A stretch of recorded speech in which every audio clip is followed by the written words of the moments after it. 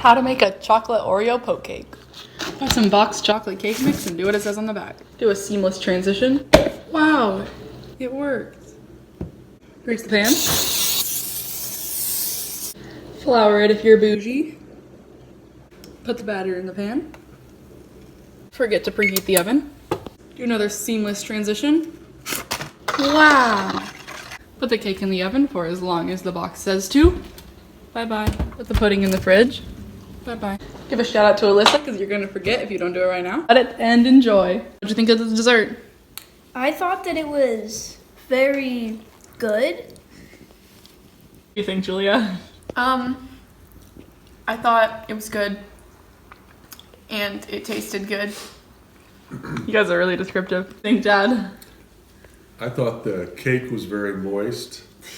No, you can't say that on the internet. I thought the frosting was very delicious.